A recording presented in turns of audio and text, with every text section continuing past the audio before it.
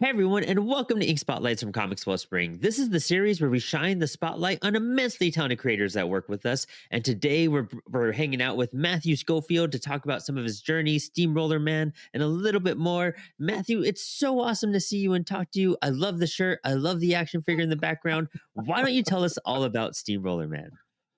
Okay, yeah. Hi, Brandon. Steamroller Man is a superhero comedy comic that I started doing, publishing online as a web comic in 2018. Oh, And last year, I did my first Kickstarter to print the first issue, which that's been a long held goal of mine. Since I was a kid, I've wanted to do my own comic. I grew up reading Marvel and DC superhero comics, and that was what I wanted to do as a job when I grew up. Was I want to draw superhero comics for Marvel and DC. That never really eventuated. Like I kind of ended up taking a path into animation as my career, but I always had this goal in mind of doing my own comic. And so yeah, in about 2018, once my kids were sort of old enough that they didn't need kind of like constant attention and supervision, and I had a bit more time to myself, I started working on Steamroller Man after work, just to wind down. And then, yeah, it just kind of grew from there. Once I started wondering, I started just putting pages online on my Facebook page, and then friends were saying like, "Oh, you're going to print it? It's really cool." And so then when I started thinking about like, "Oh, well, do I want to print it?" It's sort of that's when I started thinking, "Okay, well, maybe I should just do a website for the comic first," and sort of, and it just kind of built from there. And then yeah, so I finally have. It's now oh in print. man, So, epic. yeah, and I'm looking forward to doing um, the Indie Comics Creator Con this March.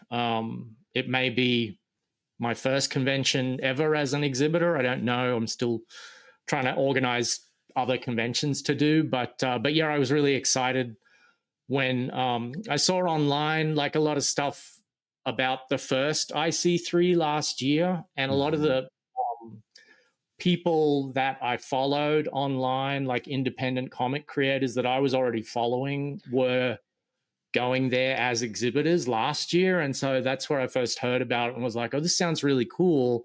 But last year I didn't have anything to actually sell. Um, but yeah, so that was definitely like once I knew like, okay, now I've got copies and stuff that I can actually put on an exhibitor table. That was the first comic convention that I applied to. Cool. And yeah, I'm super excited. I've never even been to anywhere on the East Coast past, like, I've never been east of like Nevada. Oh wow, Um, cool. yeah, I live in LA. So, Oh. and I've lived here, I can probably tell from my accent that I'm from Australia. But I've lived here for like 28 years, and I've never actually been to the East Coast. So, Oh, how um, rad. yeah. So I mean, I'm probably not going to have much time to do sightseeing while I'm there, but yeah, I'm really, really looking forward to the trip. So Dude, what an like amazing fun journey too. I mean, you've been working on this book, you've kind of been slowly building it up over the years. You got it in print and now you're hitting IC3, like everything's kind of falling into place for you. Dude, that's an exciting journey and it's fingers just crossed. what an exciting book too. Like Steamroller Man is just a like it reminds me of like The Tick and like Oh Comedy yeah. Central days and stuff like that. I'm sorry, my Oh cat's just nice. being a butt. Needs his No attention. worries. Um, dude, yeah, and it reminds me so much of those fun like early like pre Adult Swim like kind of shows and everything in the 90s off of like Comedy Mm, Central, and mm. it's such a fun vibe, those type of cartoonish vibes. And so you said you did animation. What kind of stuff did Mhm. you work on? That sounds so much fun, and so many creators aspire to be animators going into comics, and you kind of hit that route and you're going into comics. I'd love to hear more about that. Right. Well, I've s- spent my whole career in animation, as I said. I actually moved over here to LA to work on the feature film Cats Don't Dance back in the 90s. Yeah. And then I worked on a few feature films. Cats Don't Dance was the first one. And then I worked on Quest for Camelot and Iron Giant at Warner Brothers. And then I worked on Prince of Egypt for DreamWorks, like right at the end of Prince of Egypt when they were kind of in crunch deadline mode. They needed extra Mm. people to help out. And so I was able to get a job helping out on that, which was awesome. And then from there, I went on to do character layout as, that's kind of like an animator on The Simpsons. Oh, wow. And I've been on The Simpsons since 1999, first as a character layout artist, and then I was promoted to assistant director and then director. So I've directed like 4 episodes of The Simpsons and co-directed 2. And for the last 10 years or so, I've been the supervising storyboard director on the show. So yeah, I'm still on The Simpsons and still incredibly grateful that I've had this amazing experience and this job that's lasted so long on this iconic and historic show. Yeah. It's sort of, it's unheard of in even just the history of the animated art form. So I just feel so blessed to have been able to work on that for so long. So Yeah. that's Consistency behind that. Beautiful. my career in a nutshell. Oh man, congrats. That's so awesome. I mean, what a cool Thanks. legendary thing to be a part of no matter what. That's so much fun. And then still like I love how you're saying, you get off of work and you're just like every other indie creator. You're like you get off work and you're like, "Well, now it's time to work on Yeah, my passion and do what I want to do." And here comes yeah. Steamroller Man. And hearing you're doing character designs, I was looking at the design of Steamroller Man and it's ridiculous in the funnest way possible. You know what I mean? It's Oh, just thanks. the way you have the face like laid on. I was just like going through all Yeah. these images and I can't help but laugh in like the best way possible that it's just Oh, such that's a so fun nice thing. to hear. Thank you. No, of course. Yeah. It's just such a cool, it hits right where I go for animation and funny stuff and just humorous things. I can't wait to like grab an issue and dive in and see what Oh, you're doing with sweet. it. What are you Yeah. planning on doing with this series? Are you planning on do more issues? Are you doing arcs? What's your mindset behind it? Yeah, I mean, absolutely planning on printing more issues. I've got the second issue is already all done, Oh, cool. and the third issue I've got one last. Like I'm working at the moment on the final page for issue 3. This current storyline that involves, Sugar Daddy, who is the villain, and he's like an evil kind of Willy Wonka type villain, and he has this henchman who's a giant gingerbread man. He's basically like a golem, but he's Cool. or a golem, however you pronounce it. But he's made of gingerbread, and he's got the word of power on his chest, but it's one of those conversation hearts, and it just says obey. Um, and so I initially envisioned, when I first kind of came up with the idea for the story, like I was like, oh yeah, I can knock that out in like a 24-page issue, because I wanted to do like each issue is a one-shot story and just do a series of one-shots of different adventures, because I have so many ideas for different characters and different, antagonists and stuff for Steamroller Man. But I had never done a comic before. And so I didn't really realize, like, especially with a comedy comic, it's really important with the timing and the pacing for Yeah. the jokes to kind of land. You need a certain amount of space on the page to kind of set up a rhythm and then disrupt that rhythm for the punchline. And so the story just kind of grew and grew. So what was initially going to be like a 24-page story with these villains is now 3 issues going into a 4th issue. And it might even end up being like a 5th issue to finish the whole thing. So the next issue is going to be coming, like I should say, issue 2. I'll be launching the Kickstarter for issue 2, hopefully sometime early, in the first half of this year, Cool. and getting that printed.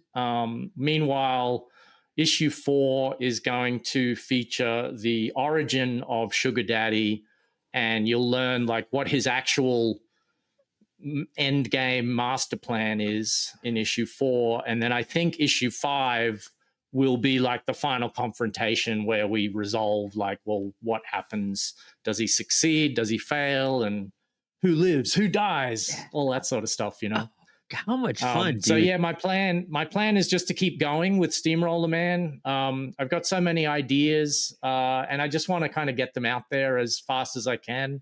It's funny that you mentioned, like, kind of moonlighting with having a day job, but then working on the comic at night. Like, my wife always teases me and calls it my second unpaid job, and it Yeah, really is. Like, it honestly. really is like a second unpaid job. But I think the payment for me is like in the satisfaction that I get in just doing my own thing, and also like hearing the kind words that you just told me, and people online have praised it and stuff. And I always say, oh, that's my rocket fuel that keeps me going and keeps me wanting to make more of the comic. So yeah, I that's love the that. plan. Dude, that's so cool. Yeah, honestly, like it's every indie creator's, aspect. I was just working on a comic right before I did this interview, and I'm Oh, drawing my nice. first like mini comic, and I'll have it at Oh, IC3, my cool. first like drawn like little mini, foldable comic and everything. I'll definitely swing by one by. Cool. But it's Awesome. it's one of those things you just have to do to find like happiness and do the grind. But it is very rewarding on just completing it and sharing it with the world. And so, Hmm. backing up just a little bit more real quick, like why comics? I mean, you got into like, you know, animation. So it seems very easily. I'm sure there was a road behind that that's very detailed and everything. But what got Yeah. you to be like, instead of choosing more animation to just dive into comics? Was it the freedom behind it a little bit? Yeah, I mean, I've always just loved the comic book art form. Like, I've started off loving superheroes. Superheroes was kind of my gateway into starting to read comics. And then when I was in college, I discovered more indie comics. Like, I was reading Hate from Peter Bagg, and Eight Ball from Dan Clowes, and Kane by Paul Grist, and all these really amazing indie Yeah. comics. Because that was in the 90s, around the Image Hmm. type era. And so I started to get a little bit disillusioned with superhero comics, and moved almost completely into just buying indie comics and Vertigo. Like, I really loved Grant Morrison's Doom Patrol at that time and stuff like that. And I've never stopped reading. I've read and collected comics since I was probably about 13. Just continuously been reading comics in some form, and so my love of the art form has just grown and grown. Um, it Animation was really just sort of a thing that I ended up doing because I was a kid in a sort of relatively small town in Australia, where I didn't know how I was going to get to draw comics for Marvel and DC, who were based in New York. And Oh, so my the university that I went to, the art college that I went to, I was going to go there to study graphic design. But then when I went to their open day, when I was in my senior year of high school, I discovered, wait a second, there's an animation program here.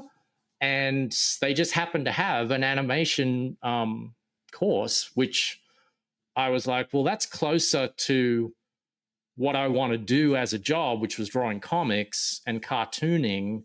That's closer to cartooning than graphic design is. So maybe I'll just apply to the animation course. And so it was just through that then I learned about, how to animate and the power of animation. And then I sort of kind of fell in love with the way that animation, at least in those days, it was all drawn by hand, and it was images that, when they're run together and projected on a screen, they really generate emotional responses in the viewer. And it's just drawings. Like, it's not real people emoting, it's drawings. And so I was really kind of blown away by, wow, it's the power of art to affect viewers and trigger an emotional response in the viewer, and it's just drawings. And so that's when I was like, I think I want to sort of shift course and go try animation. Yeah. And it was still like a viable career path in Australia because there were at least animation studios that I could work for and apply for jobs for. So Mm. I did start my career in Sydney in Australia working for an animation studio, but then that was around the time that like the animation kind of golden age boom of the 90s happened, where there was just this worldwide talent search by all these new animation studios. Like that was when DreamWorks started and Warner Brothers started their feature animation division, and Fox had one, and Disney, of course. And so they were all looking for people, and that's how I was able to get a job over here. Cool. But so that was sort of why I ended up in animation, and but I still never lost the love of comics. Like I Mhm. still love the art form and just um I love how comics work, Mhm. like Scott McCloud describes in Understanding Comics, just the whole thing of how time works and how you can direct the reader's eye through the use of composition and where you place the word balloons. And I love all that stuff about making comics. And so that's really kind of what gets me jazzed about making comics is the craft of it, Yeah. and trying to work out like, well, how can I make sure the reader reads these panels in the right order and all that sort of stuff. So that's why I still like doing comics. So it's sort of like I don't know whether I would ever want to like leave animation and just work in comics. Like I'm really happy right now working on The Simpsons and being able to work on my own thing in my spare time. So yeah, that's That's that's amazing, the answer to man. that question. Just like figuring out ways to make, an art life work and finding happiness. And now you've Mm. built such a great career in animation, and you're still achieving the dreams that you set out to do in the first place. You're still hitting those Trying to. strides right now. Yeah. I mean, yeah, trying to. I mean, and you're hitting such a good stride, I think, right out of the gate. I remember I was watching your Kickstarter and I was keeping an eye on it. And I was like, man, this is looking like so much fun. I was hoping you would succeed and, pull through on it. It's one of those things. I always feel bad. I can't back every book in the universe, but I love like coming across creators later.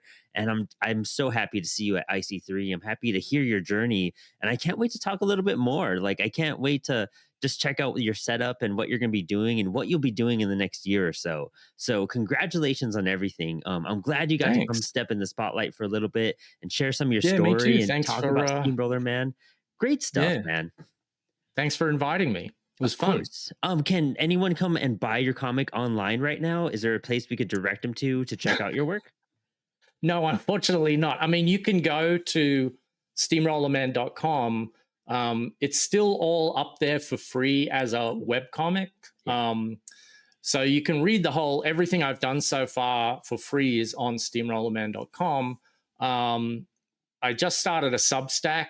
Oh, cool. That's at steamrollerman.substack.com, where I sort of publish updates on what I'm doing in making the comic and prepping for the next Kickstarter and stuff like that. But unfortunately, like I haven't had the time yet to just set up an online store to Understandable. sell the physical issues yet. That's definitely on my, high on the to-do list, but it's really difficult kind of juggling a day job and then making new pages of the comic and prepping the next Kickstarter and everything else that I'm trying to A do. lot of time eating. I feel Um, you there. I'm doing all those. I yeah, was prepping a Kickstarter yesterday, and it's hell sometimes. And you jump into this, and then there's interviews, and then there's yeah. preparation. Yeah, no breathing room ever, but it's coming down the No, line. So we got to keep an eye out on your pages for your next Kickstarter, so we could get copies, basically. yeah, basically, yeah. That's the only Awesome. place at the moment. The only place you can get physical copies is through Kickstarter or see me at some kind of convention like IC3. Please come and buy copies from me. I love it. Awesome, man. We will see you there, Matthew. Thank you so much for stepping in Yeah, the spotlight. I can't wait to talk again soon. yeah. I can't wait to see you at the actual convention, Brandon. It'll be great. Awesome. Thank you.